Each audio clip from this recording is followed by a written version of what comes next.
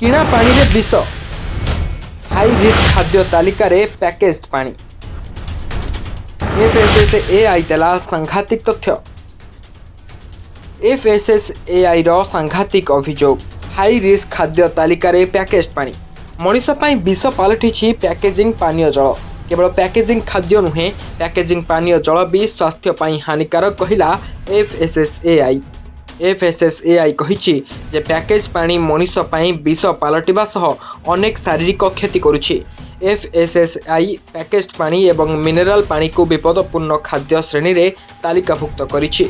ए सबु उत्पादन करुथबा कंपनी गुड़िक मध्य एणिकी एफएसएसएआई रो वार्षिक तदंत और ऑडिट जांच रो परिसरभुक्त हेबे।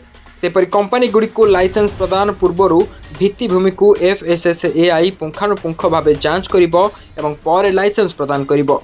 एही उत्पाद गुड़िक उपरे ब्यूरो ऑफ इंडियन स्टैंडर्ड बा बीआईएस प्रमाण पत्रर आवश्यकता को हटाइबा पई सरकार अक्टोबर रे निष्पत्ति नैथिले। संशोधित निर्देशावली अनुसार कोनोसी भी सामग्रीर लाइसेंस किंबा पंजीकरण पूर्व बाध्यतामूलक भाव जांच कराजिबो।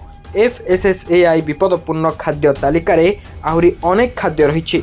दुग्ध एवं एथिरु प्रस्तुत हेउथबा द्रव्य, विभिन्न प्रकार मांस, माछ, अंडा एवं एथिरु तैयारी खाद्य, निर्दिष्ट पुष्टिकर व्यवहार पई उद्दिष्ट खाद्य, पैकेज खाद्य, भारतीय मिठा, पुष्टिकर खाद्य एवं एथिरु तैयारी खाद्य एही तालिकार रही।